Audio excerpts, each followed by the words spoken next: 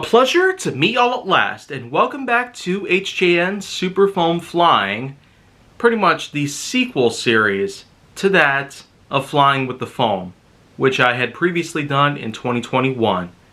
But now, let's get on to some bigger, better business with Nerf blasters, like this one. This is the rival Khaos blaster, released in 2016, and was at the time the first rival blaster to ever have a large magazine with a high-end capacity of over 40 rounds. And this blaster, I tell ya, is just purely epic by all means. Because first of all, loading this clip is pretty much a breeze.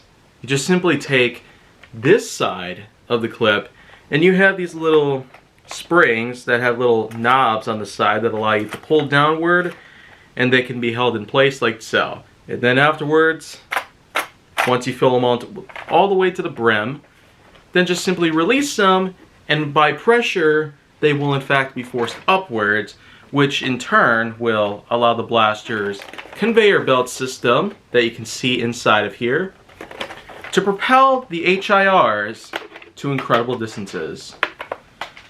And from what I can gather here, this blaster is pretty amazing in terms of having motorized flywheel action.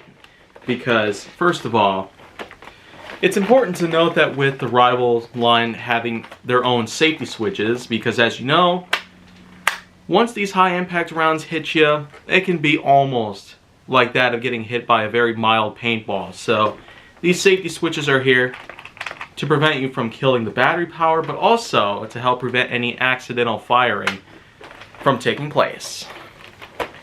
And much like with some blasters out there from the rival line, this one does require a few different batteries. This one in particular requires 6 D-cell batteries, which add a lot of pretty intense weight to the blaster, but I feel like in comparison to some others out there, this one does feel a lot more lighter in my hands, maybe because of the fact that I've been working out like crazy. I certainly have been able to get a lot of good grip on these kind of blasters, but also to have some good stabilization from my own weight as opposed to the blaster's weight. Of course, you can see here we got a few iron sights that can easily pop right up or snap back into place to make the blaster a bit more compact and easy to store. But I guess if there's one thing I probably should note right here, it's firing this blaster.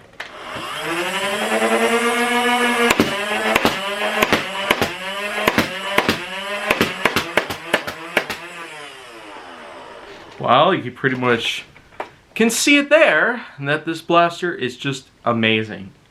It has full auto firing power, and of course, you got 4 different columns of HIR rounds to go through with this whole entire blaster.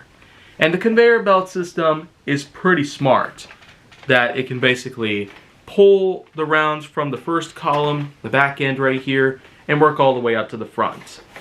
Just like that. You'll be blasting way over 40 rounds if you can fit any extra like I can out of this blaster. It's also important to note that while the Rivals line doesn't necessarily seem to be compatible with most Nerf accessories, but that's mostly because this is a whole different line. But these are, in fact, tactical rails.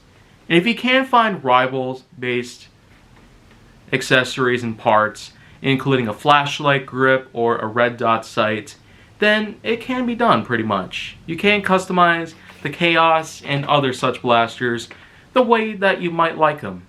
So, in other words, this is a great blaster to have. One of the best that I might have seen from 2016, but at this point in time, there's a lot of 2016 blasters that I probably will have to go through that I've missed my opportunity on a long time ago. And so, you know what?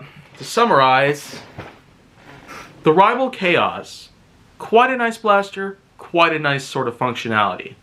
And being that I got a blue one, it's a bit more of an added bonus because it can be kind of rare sometimes to get your hands on a blue colored rival Khaos. or other such blasters. It just seems that red is probably the more preferred color of rival fans of all sorts. So in any case, I do consider this to be a great blaster, but of all Rivals blasters that I've had the chance to have in my collection, it's probably somewhere in the middle in terms of what blasters from the Rival line are good and which ones are bad. But you know what? There's a lot that I have to talk about when it comes to the Rival line as a whole. And because I haven't really gotten a chance to talk about others from the line at this moment, I will have to find the time to do so soon enough. So if you want to see more, go down to my channel, then make sure that you like, subscribe, comment, follow me on social media, and stay on the Hollywood side.